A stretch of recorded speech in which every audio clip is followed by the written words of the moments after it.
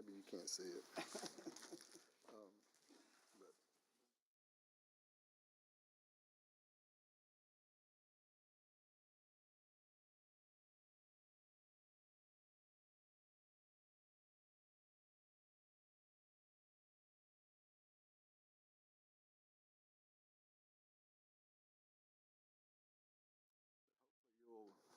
Rebound. We'll miss you being here, but you still get to listen. Thank you. Thank you. I appreciate it. And make any comment that you want to, particularly if I say something you don't like. But that's I'm glad that you're on board this way. But Thank you. I'm going to go ahead and call the meeting to order. And the first thing I want to do is I'm going to call on Vicki to do the recognize the Veteran of the Month. And Okay. Vicki, take This over. This is one of my favorite parts of our council meetings as of 2023, for us to be able to adopt this program. It's with my honor and privilege to be able to nominate Lee Prettyman for our Veteran of the Month for the City of Kansas.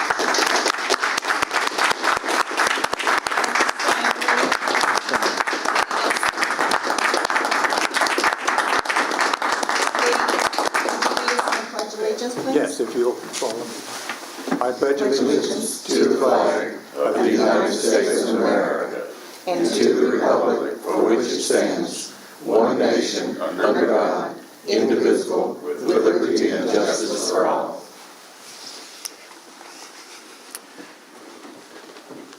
Okay, so, Oh, that's, in addition to February being the Veteran of the Month for Lee Prettyman, Lee was born on July the 10th, 1943.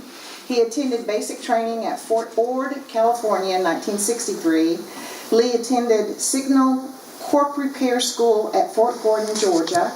He spent 14 months in Korea with the 508 ASA group.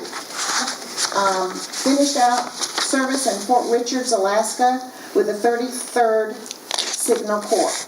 He was discharged to the reserves in 1969. He married the love of his life, Judy Klein Prettyman, in 1966. He has a son, James, that lives in Waleska.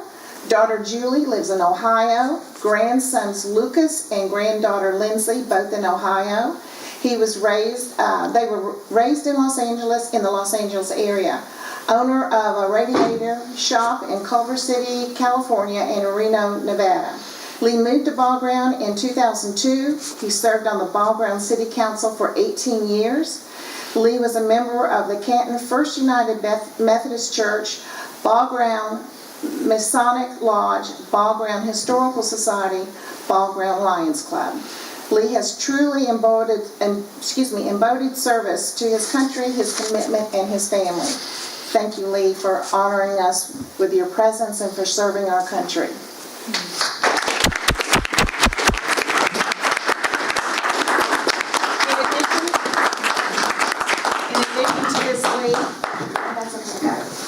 The City Council has a veteran special commemorative coin with the veterans and the City of Ball Ground for you. Well, thank you. Thank you very much. thank you, Lee.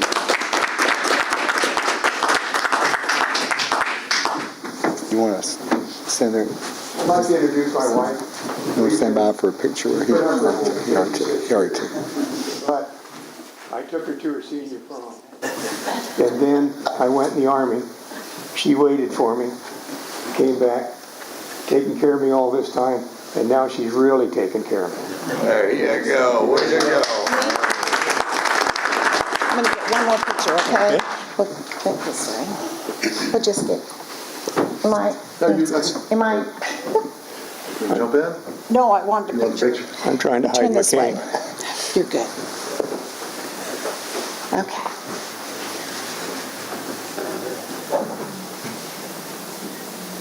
Thank you. Congratulations, Lee.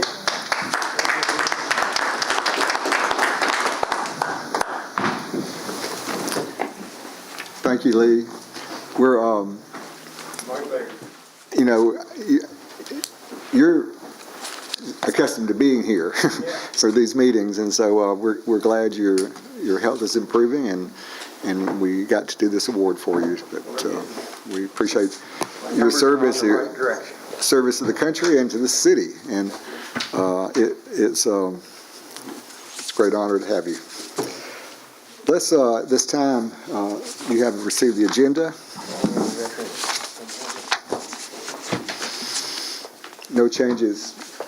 Just the one thing to acknowledge, sir, that we will need to execute the executive session this evening to discuss pending litigation. Okay, so the executive session will happen after we finish everything else on the agenda. Okay, motion to approve the agenda.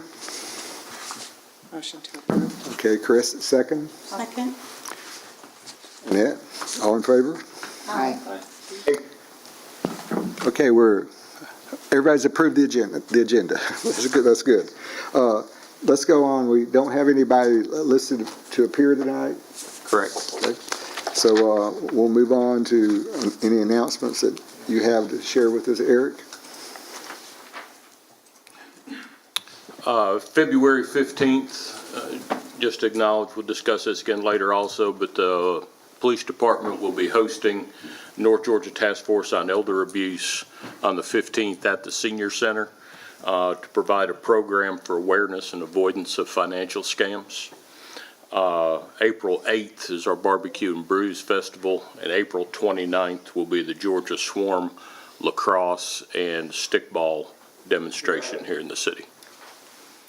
Okay, so we have events on the 15th of February, 4th of April, and the end of April, the 29th. Might mention the Arbor Day. Yes. Arbor Day will be, we'll do our tree planting, celebrate Arbor Day on the 17th. We're going to do it here on the grounds of City Hall. So hopefully it won't be raining or too cold like it has been, but nevertheless, that will be, what time are we doing it, 10 o'clock? We're asking for 9 o'clock because court begins at 10 o'clock. Okay, doing on the grounds of City Hall impacts when we can do it. So, but still, we're going to be doing a planning out here against the parking lot where when we built the City Hall, we actually had a live oak planted there, and it died. So we're going to be putting in a tree that maybe we can decorate for Christmas in future years. So it'll be here on the edge of the parking lot. So, but at 9 o'clock, is the sun up by then? Absolutely. What is the date again? The 17th of February. It is Arbor Day in the state of Georgia. So we always celebrate it then. Okay, thank you, Eric. You have a copy of the minutes from January 5th and 12th, work session and the meeting. Any changes or comments about those minutes? If not, let me just ask the motion to approve both sets of minutes. I'll make a motion to Okay, approve. Vicki, Scott, any comments? All in favor? Aye. Okay, all right, that's unanimous. And we do, as I don't think I said it, we do have Dennis Nelson on the speaker here with us. He couldn't attend the meeting, but we're glad he's at least listening to what we're talking about. If at this time, we'll move on to, we don't have any old business to deal with. We'll move to the first item in new business, and that is to consider a request by Lantern Walk HOA for speed humps to be put in the neighborhood. You I'll want? make a motion. Okay, we talked about this at the work session, so we're talking about two speed humps being placed. It takes two to create one unit, and we're talking, believe we've identified 6, so asking for that funding. And then I'll get with the HOA and show them the locations that we. So it'll be three areas that we'll be put in. So Possibly up to 6 areas. Oh. for a maximum of $2,400. Okay? Okay, motion to approve? I would second the motion, but I'd like to add, if I can, a condition that. Sure. I think we had talked a little on work session that after, could be a year or 2 years, if the subdivision decides that's not what they want to remove, that they would encompass that fee themselves. Okay, is that valid for, to change your motion to include that? Oh, do we, I can withdraw my motion then, if you want me to. You don't need to withdraw it, you can just agree to his amendment. I agree with Scott's proposal. Okay.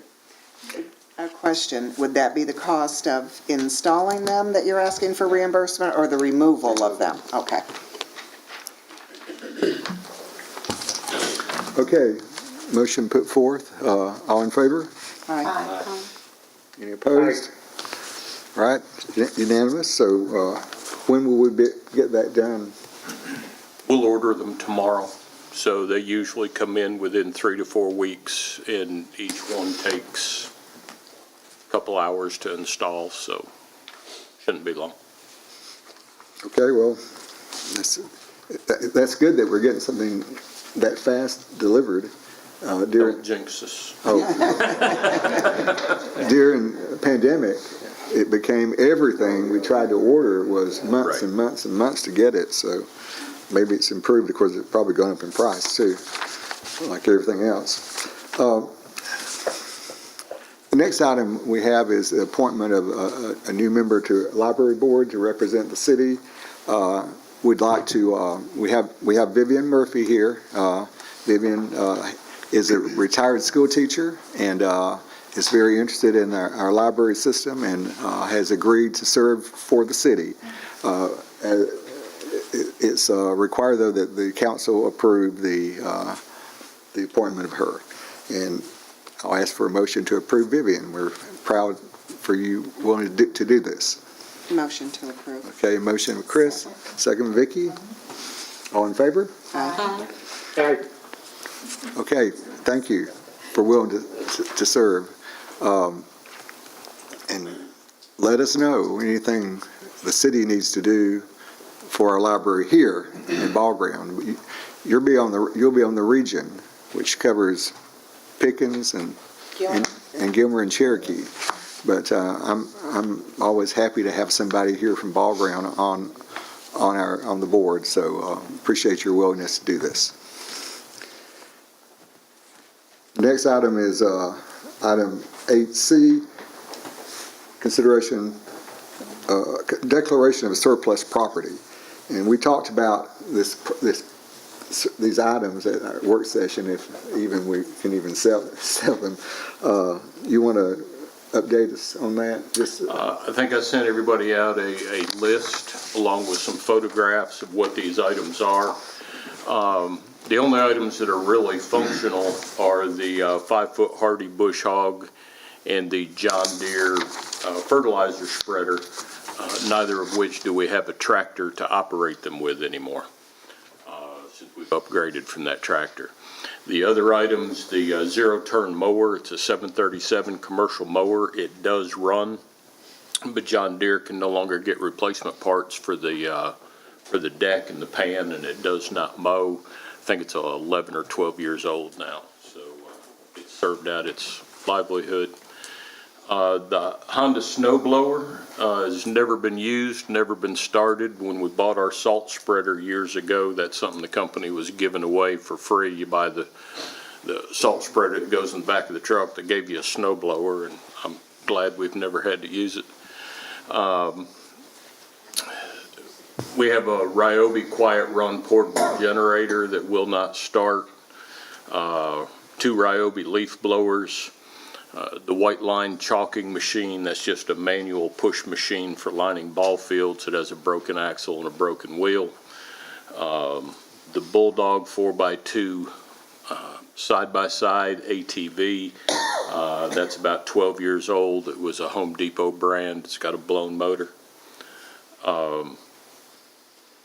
20-inch Husqvarna push mower that does not run.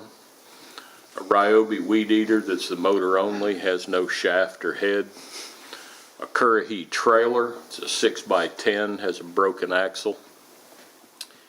And 2009 Crown Victoria. It actually runs probably better than the Chargers we used to have, but it's a stripped surplus vehicle. This is just some pictures of the equipment. What we are looking to do is the 3 items at the top and the Crown Vic. We would put on Gov Deals if this is approved individually, because we'll believe they'll bring the best funds like that. Everything else I listed is shown on the bottom on that trailer with the broken axle.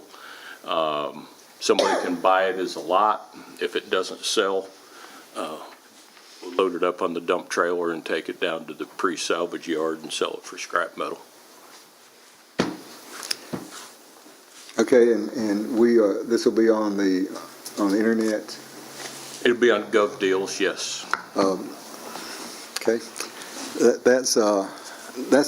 You might comment that it's a requirement. We can't just sell it without it being placed on the surplus by the council. Correct. The only ways we can dispose of it would be by sealed bid or public auction. For the public auction, we found it best to go with Gov Deals. It's a relationship through Georgia Municipal Association. It encompasses all of the United States and Canada. So if you ever want to just buy junk, you can get on it and look. And boy, you can buy stuff all over the United States. We get the most views from there. Even though this is kind of trashy stuff, we'll have 1,900 people that will look at this auction. And on things like the bush hog and the hopper there, we'll probably have 30 or 40 bidders. Doesn't mean we'll get much, but it's not doing us any good sitting at Public Works. Okay, well, that's, how long would the bid go on? 30 days, sir. Let's say, initially, let me get a motion to approve these items to be placed on surplus. Okay. Second. Scott? Annette? Now, any comments? No. Changed my mind. I'll make one. Back in my days as a banker at Citizens Bank, back in the 70s, early 80s, we actually had snow. We actually had 0-degree weather every winter. So I bought a snow blower and I used it to clean that sidewalk. I may bid on that. Mayor, I don't think your mic is working. Okay, I'll get closer to it. How about this?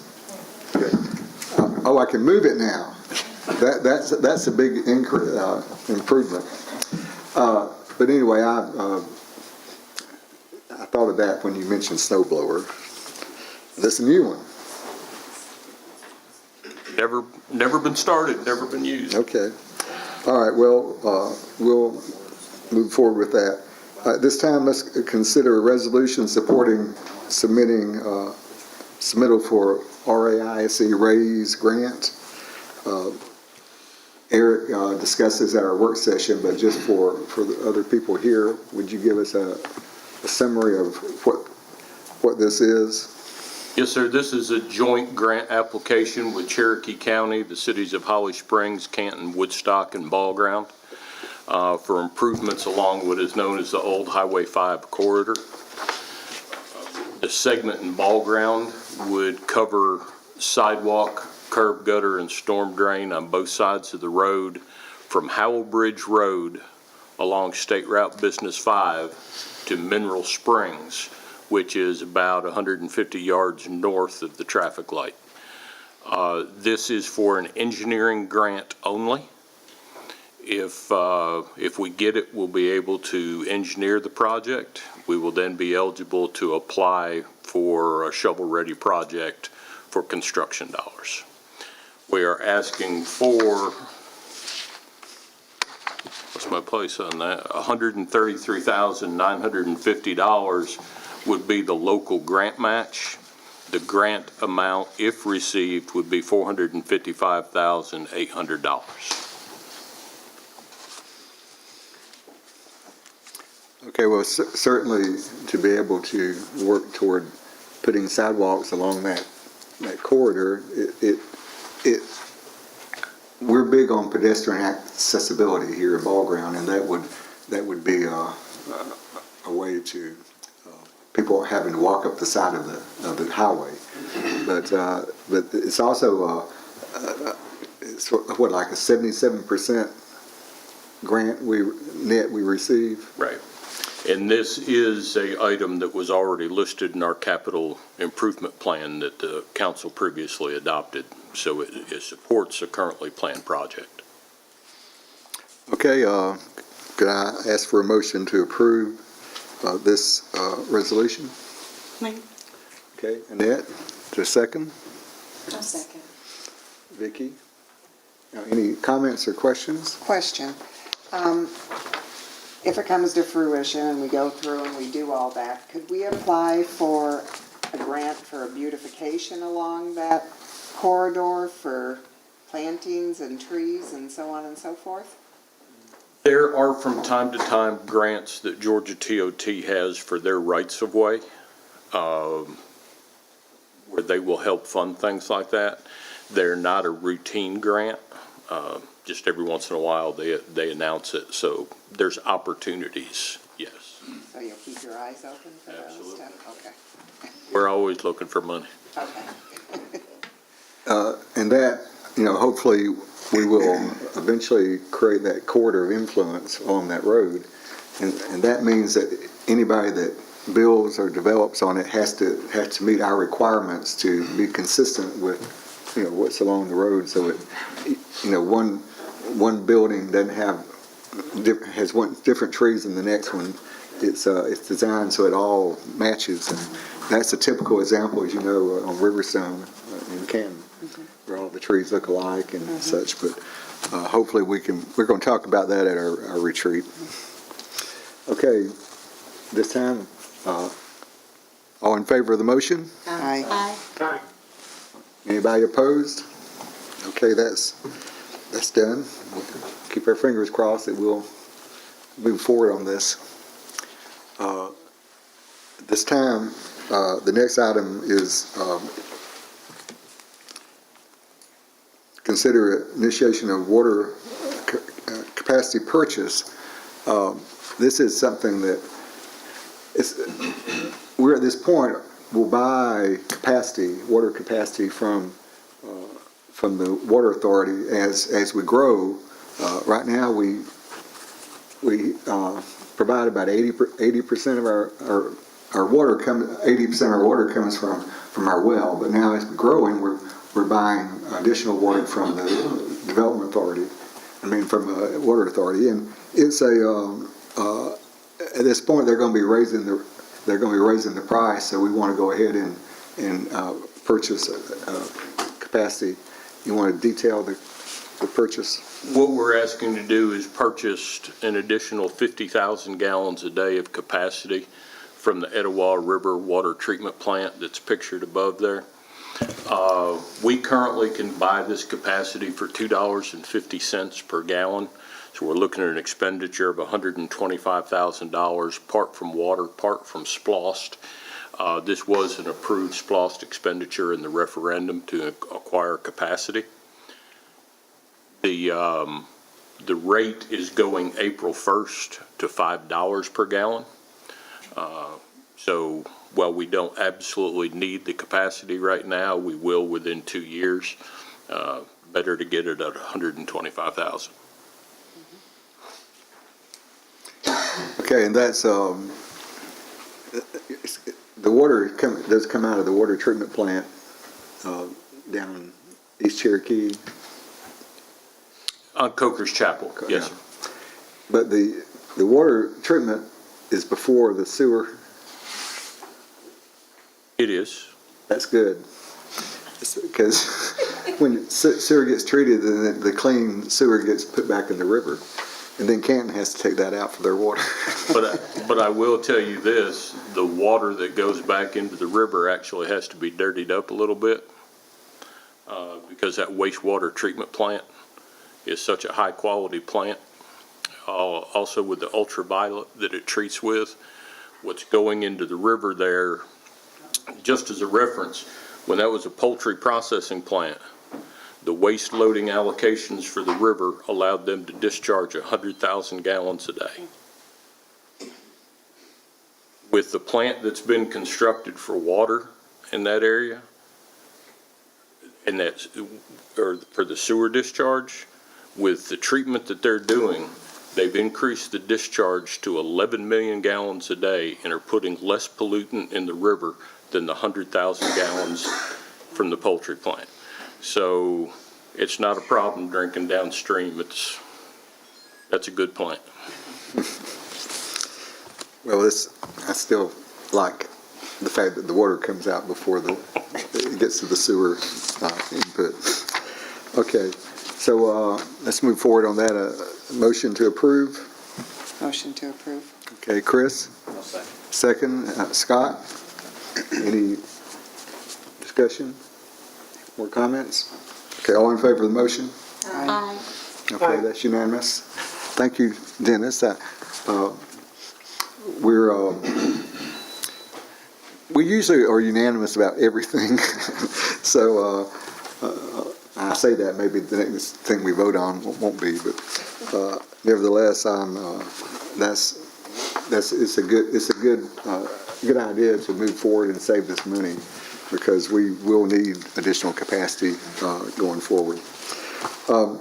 The last item under new business is consider request for conditional use permit for outdoor storage. And this is a request that we talked about at the work session. And Eric, you want to just give a summary of the outdoor storage desired on this property? I'll pass that off to Chris. This is on the screen. It's the just the proposed layout of the storage area. Chris? Yes, sir. The request before City Council tonight is for a special use. Only City Council can grant the approval of a special use, and that's just the way that our zoning code is written. The property is currently zoned light industrial, with storage being an appropriate use, but it does state that while appropriate use, it does require the approval of City Council. So the property that Eric has up on the screen is approximately 7 acres across 2 parcels. It's currently probably what most would consider blighted property. I think there's an abandoned structure there. The applicant has expressed there quite a number of diseased and downed trees. The property is adjacent to his existing storage operations, which I think we've shared the photos of that operation with you all. The access is off of Old Howell Bridge Road, so the plans don't call for any access onto Howell Bridge Road. Again, it's off of Old Howell Bridge Road, which is, if you've been up there, quite an industrial area. I mentioned the existing storage facility is next door. Across Old Howell Bridge is a junkyard, and then backing up to this property is the interstate. The proposed use at this time is for outdoor storage of things like RVs and boats. The applicant said there could be potential for indoor storage in the future, but again, right now it's just for the outdoor storage. The zoning code does require that this property for outdoor storage be surrounded in an opaque fence of at least 6 feet in height. So that is a hardline requirement. Staff will ensure that that has been seen to, but also the applicant has expressed a willingness to consider some kind of landscape material to accompany that 6-foot opaque screening fence. That about covers it. I know the applicant is here tonight. If you all have any questions or concerns you'd like to discuss with him, he is available. Is this part of the storage facility right now?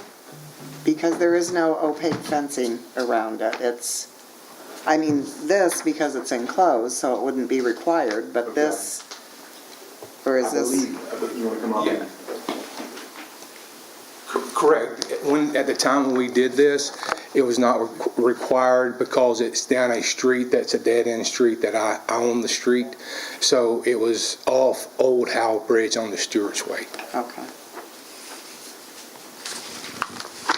I was just curious on why it didn't have the Yeah. opaque fencing on it, so. But it will be put on for the new.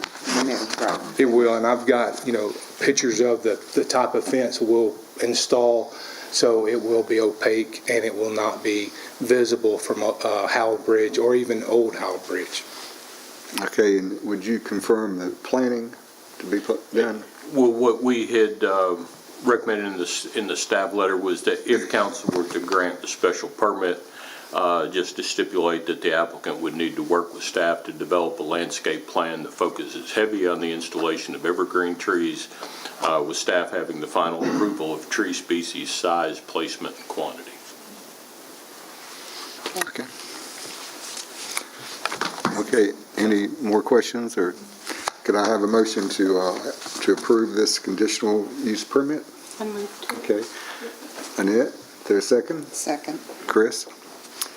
And it's the permit, and it's also giving the staff the authority to handle the landscaping for it. Okay, all in favor? Aye. Okay, that's unanimous, and you can get going on it. Thank you for sharing it with us, though. At this time, let me call on Eric to give us his update for this month. Yes, sir. On our fund balances, we have total funds on hand of $2.8 million. We have an additional $13.9 of ARP funds. They're currently reserved for the Ball Ground Food Court downtown on that enhancement project. January revenue and expenses. January revenue in general fund was $91,000.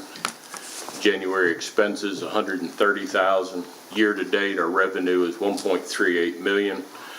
Year to date expenses at $999,000. Splost monthly revenue at $66,000 with expenditures of $102,000. Year to date, our revenue is $552,000 with expenses of $528,000. On our utilities for the month, revenue at $183,000. January expenses at $168,000. Year to date revenue is $1,228,000 against expenses of $1,079,000. On administration, budget numbers are complete with the exception of the proprietary funds, working on the narratives. Liability insurance renewal is always quite a project, and we're working through that now. Property and equipment inventory and assessment.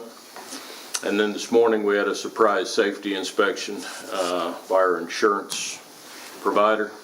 Going through everything, the two issues that they left us with this morning is they found a mower that did not have the proper rock guards installed. And we've been doing our driver histories every 2 years. Want to step our driver histories to annually on employees that are operating city equipment. On capital projects, on the police station, HVAC issues are finally resolved with the new contractor. Final door adjustments and closers are scheduled for Monday. Our scuttle into the attic and the ladders are scheduled for Tuesday. Following that, they can go to final sheetrock work and final touch-up painting, starting to plan a ribbon cutting for May. By then, the squad room, when we had money left at the end, we put in the workstations in the squad room, so that ought to be here within the next 30 days. We just wanted to give ourselves plenty of time so everything was ready for the ribbon cutting. Old Dawsonville Road, asphalt's complete. Sidewalk is complete on this segment. We're still working on the Mountain Brook segment. Sewer relocation is complete. She noticed we're still waiting. We had a lot of questions about the power poles. No, we're not leaving them there. They will be moved as soon as Georgia Power has the new concrete poles fabricated and placed. Those will come out. The striping has been ordered, so we're hoping they will show up soon. The Gruber Street Stormwater Project has begun, as well as the sidewalk connection there. Both of these are capital improvement plan items. On the roundabout, they did slip us till March 15th. Now they're saying before we'll have the concept plans. All the on-site survey work has been accomplished. They say it should not impact at all being ready to go to bid by December of '23. This won't be a favorite. The downtown Always Stop request met with GDOT and did not pass the warrant assessment. Their warrant assessments on the 5-year study, we only had 1 year with 5 accidents. You have to exceed 5 accidents for 4 years. The combined vehicle approaches to Warner and Always Stop, we have to have at least 200 vehicles per hour on each approach for 8 consecutive hours during the day. Our peak, we have 111 in the morning and 121 in the evening, so we're not reaching the peak. We do satisfy the requirements for a warrant study on an Always Stop if we would be willing to have GDOT raise the speed limit to 45 miles an hour through downtown. So that's a bad idea. Consideration of a P warrant. That's the one that always comes in at the end, and that's what they call a political warrant.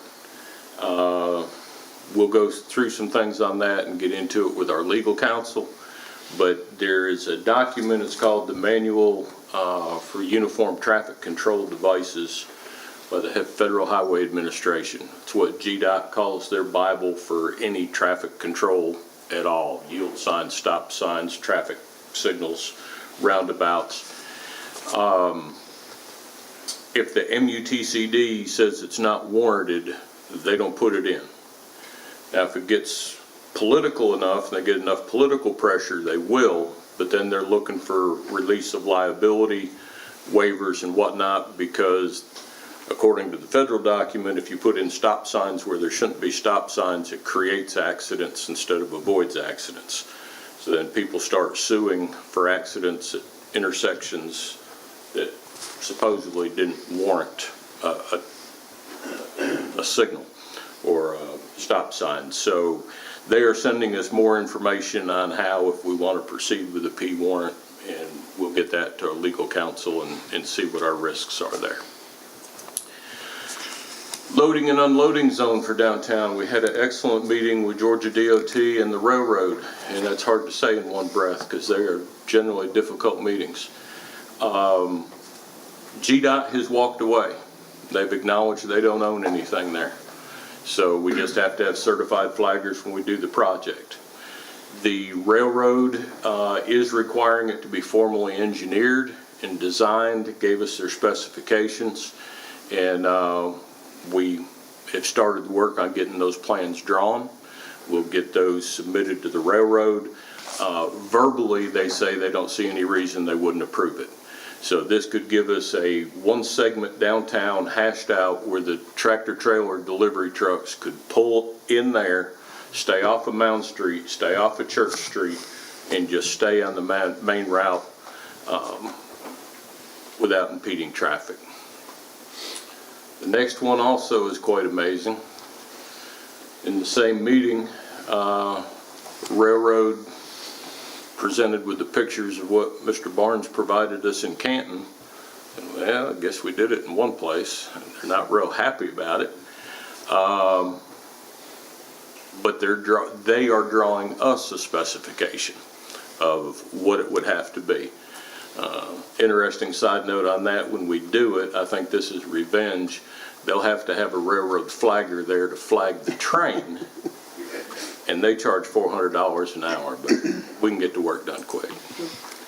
On the murals, received one signed easement now, so we're halfway there on the easements. Spoke with Mr. Colbrenner, and he keeps promising any day now he says he signed it, he's just got to come by City Hall and drop it off. So whenever he can get here from Mountain Park, if he doesn't, then we'll drive to Mountain Park and pick it up. Again, this is what the murals look like. Water and sewer. This one's hard to achieve, but we're happy to say we're through. All results are back from December, and we had a perfect year in sampling. There was not only 0 errors, but there were 0 detections of anything. So on the water sampling, you have 2 levels, and one's called the maximum contaminant level allowed. So EPD sets a range. You can have X amount of this, X amount of this, X amount of this, and again, with our well water, we just don't have anything. We're not even getting close to their maximum levels. We had a perfect EPD sanitary survey inspection where they come out with all of them. We also obtained last week the Fluoridation Quality Award for the last calendar year. So it was a good year of sampling. We'll have nothing significant to report in our annual consumer confidence report. While we're still working on the proprietary fund budgets, we have received notification of all the rate changes coming to us as a city. As we discussed earlier, our capacity fee increases are going from $2.50 a gallon to $5 a gallon. Our wholesale rate that we purchase water by is going up 15 cents per 1,000 gallons. Our sewer rates are increasing by 25 cents per 1,000 gallons. Our sewer capacity rate is increasing from $10 per gallon to $20 per gallon. Our solid waste is increasing by 69 cents per month. Our recycle is increasing by 45 cents per month, and just threw in insurance for the fun of it is increasing by 12%. So we're really working on our rate assessments on what we need to be able to do to take care of our folks, take care of our maintenance, and pay the bigger bills that are coming in. On lift stations, Howell Bridge is back to 100% as of yesterday. Old Mill is still at 66%. We do have the new pump, and it is there, but we have to get the wet well cleaned out. We're going to be doing some education, getting some flyers out. We've had a real difficulty with the last 6 weeks with grease. It's infiltrated our system like crazy. This is a picture, not to make anybody real gross, but we cleaned out the wet well at Howell Bridge prior to replacing the pump in there this week. That is, the main picture there is an 8-inch thick grease blanket on top of that well. So you shut the pumps off, you let that well fill up, and the guys take shovels and whatever they've got, they break that up into chunks, and then you have a big vacuum truck that vacuums it out. And they did that before they set the replacement pump in there. But circled in the middle in the red there, that was a very angry copperhead that had been living in the sewer for a little while. So our folks deal with a lot when they get in those situations. We've ordered, this was in the budget for this year, we've ordered a sewer camera. As we start using it, don't think anybody's, don't want the reputation of 3 guys leaning on the shovel. But it takes 4 folks to run the camera, 3 at minimum. You'll have one of our folks will be down in the sewer manhole feeding the cable and getting that camera into the line. You're required to have one person immediately above him with eyes on him at all times. Another person is supposed to be 100 yards away.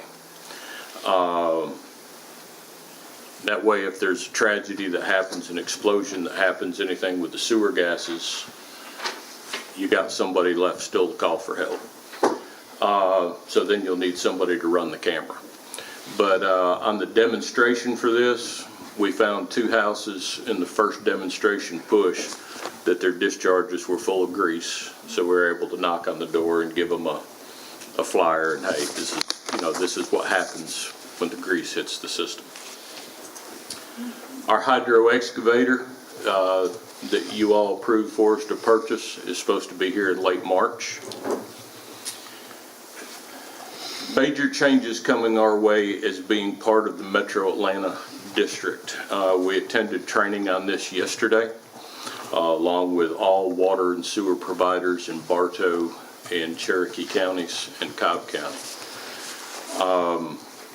A lot of new mandates for us, especially in stormwater. And by the time we have another 150 houses in Ball Ground, it's going to open about an additional 50 to 60 unfunded mandates in the water sewer business. So we're looking in the near future of probably having to get a staff person in Public Works that is very versed, computers, reporting, this kind of activity, that's just what they'll be dealing with.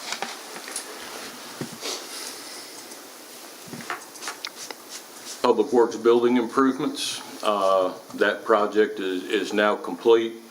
I know we'd like to have windows in it and whatnot, but this is where a lot of our parts are kept and whatnot. Everything needs to be under lock and key and no windows to get in. On Parks and Recreation, the Lions Field third base dugout has been reconstructed. This past month, we've improved our rec desk access for our online rentals. We're starting work to create individual parks pages. And we're also in the process of creating a resident database, and when the Parks Committee meets on that, we'll discuss, but we'll have the ability, if they want to set fees for residents and fees for non-residents. And when they go to schedule a facility, they put their address in, it'll automatically populate and give them either the resident or non-resident rate. On Roberts Lake Trail, we're creating script now and highlights that we're going to be doing, and then probably in April, May, we'll be shooting video of the trail and the highlights on the trail for upload to the website and YouTube. We're targeting the trailhead downtown opening in August, so we think we'll be able to have the trailhead downtown. A couple of trail cam pictures from last month down at the city's property in Roberts Lake. So nice wildlife hanging in there. Public safety, each of you has a written report from the chief. Again, we mentioned earlier the roundtable program for seniors, awareness on financial scams. And just a few items on planning and zoning. We do anticipate that either today, if it didn't drop today, then probably tomorrow, the preemption legislation we think will go in on seeking to restrict local control over building and zoning. The Stone Valley Apartments for Cartersville Valley Street and Coyam Holcomb. We've met with the owners there yesterday, and due to interest rates and other issues right now, even all their plans are approved, fire marshal plans are approved. They're sitting back for another 18 to 24 months to see if their interest rates don't come down a few points. The medical office complex, I think, is probably questionable now. Applicant has obtained legal counsel, so we've been discussing there. Initial dialogue with the entity that's pursuing the convenience store on the southeast corner of Howell Bridge. That land is owned by a petroleum company, so they've had it for years. In the initial dialogue with the entity pursuing a restaurant or sports bar on the southwest corner of Howell Bridge, and that property is under contract. So, Chris, do you have anything else from planning and zoning? Well, yeah, I'll just mention that we're kind of getting this new community development department underway. So a lot of you know, with the new police building going in over here, myself and two others have moved into the old PD on this side of the building. So we're looking at organizing not only the planning and zoning stuff, but also Parks and Rec Desk software for booking facilities, business licenses, with Karen being out for a while, permitting inspections and COs and all that. So if you have any great ideas, please send them our way. So we're just trying to kind of figure out what we have and figure it all together nicely. Is everyone aware of Karen's surgery she had? I think so. I spoke to her today, and she's doing real well. But still, she's out of commission for a while. But,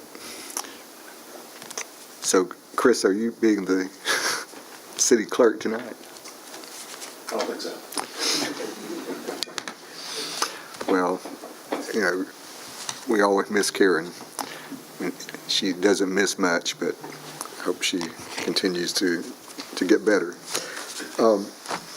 Any questions of Eric, with Eric about his things he covered?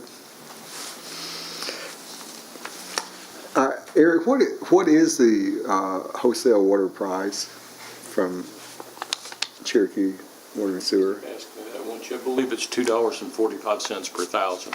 And so it's going to 260. How much? Correct.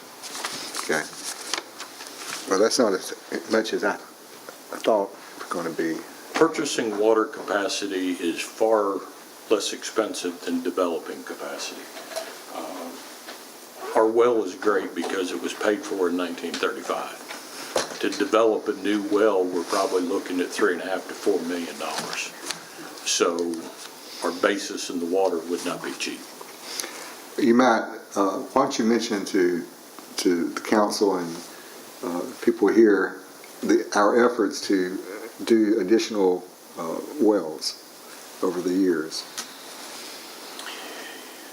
We have drilled, all the rumors that ball ground is on a lake are lies. I mean, they're just stories. We got lucky and hit a great hole out there in 1935. We drilled in the green space area of Mountain Brook when they were first starting to develop out there. 8-10 gallons a minute. We've drilled in Calvin Farmer Park. We've drilled off Lowry Street. We have drilled off of Cornet Way, and we've never hit water. Every time you try to drill on a commercial issue like that, you're talking $100,000. We also drilled on the hill behind the community building. That was probably our most exciting time of doing it when we hit what they refer to as a bathtub. We hit a large underground pocket of water, and we were very excited because we were getting about 500 gallons of water a minute. But in 30 minutes, it was all gone. So we've done a lot of research doing it, and we hired one of the best companies in the nation to come in and try and locate the spots for us. And our one hole seems to be the one hole in ball ground that has enough water to develop as a municipal well. Well, that's why we stopped Yes. seeking additional wells because we failed. It cost so much, so it's actually long term more less expensive buying wholesale water because if it costs like $5,000 to put in a well, it'd be different, but it's very expensive just locating one. But I just wanted to bring that up. Also, we do, and our well water that you showed the kind of analysis of, we do add as required fluoride and chloride to the water, but we add the minimum acceptable level. That's why you don't taste it in our water. Now you do in, I'll say in Kansas water, but it's a higher level of fluoride and chloride. But because our water is so pure, We start with pure water. So the other entities coming out of the Etowah River, they have a lot more to deal with than what we do. Okay, thanks for your report. Let me, this time, mention to the council, after the work session the other night, I spoke to a couple of people about our retreat because we're going to need to spend a lot of time on the new zoning ordinance, I think we should be meeting for half a day Friday as well as Saturday. And does that work for everybody? Yeah. Okay. Well, we're working on the agenda right now, asking a couple of people to come in and join us, and we'll probably finalize that agenda in the next week, probably week before. So again, it'll be the 23rd and 24th. 24th, 25th, I believe. Okay, and we're doing it at the senior center. Hey, what time on Friday are you looking at? 11:30, and we'll serve lunch. Okay. And we'll go to 5 on Friday. That's fine. And I'd like us to on Saturday do 9 to 4. That would be enough. That would give us enough time. But you go more than like 6 or 7 hours, you get like, oh, let's get it over with. So that leaves the Friday will be, it'll be a few hours, and then Saturday we'll cut it off by 4. So hopefully it won't be snowing that day like it usually is. It was last year. We've had several times we had this retreat over at Hawks Ridge, and 2 times there it started snowing while we were working on our plan. Annette, you want to bring up anything, mention anything tonight? No. Okay. Chris? I'm good. Well, I've got to. All right, I know. Okay. Well, I was just going to tell everybody that thank you for being here, number one. And this is February, the month of February, so I hope all you guys get your sweetheart something on Valentine's Day. Bobby, to you too. Yeah. That's all. No, good. Today I met with a group in Woodstock. It's part of the Council for Quality Growth. And they asked me to do a presentation about our city, and I've done that last few years ago during pandemic. It was on camera, but so today when I got there, Annette and Scott showed up. That made me nervous. If I don't know people, but we had a pretty good turnout, and it was. Ball Ground is considered well respected by individuals in this Council for Quality Growth, and I'm glad that we're actually, because we're in Cherokee and we're considered to be in the Atlanta region, I'm glad our friend Woody Snell was very involved in that years ago. But the Council for Quality Growth, it doesn't go north of us, but it was a nice meeting, and I hope that I was able to. I talked a lot about, we're in the Atlanta region and we have to do this and this and this, and you go 2 miles north of us and it's not required. But this is another issue coming under the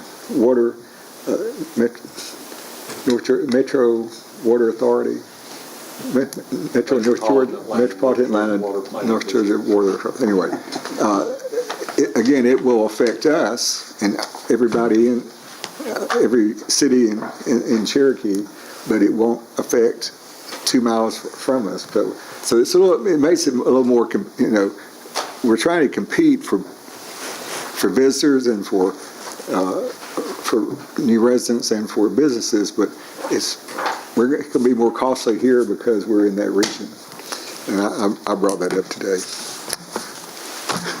Okay, well, nothing else to add? You have anything, Darrell? I will during the executive session, but nothing for this session. No, sir. Okay. I'll ask Chris, anything you want to bring up? Okay, well, we're going to adjourn the meeting right now to move into an executive session, which is not open to the public. So then we will.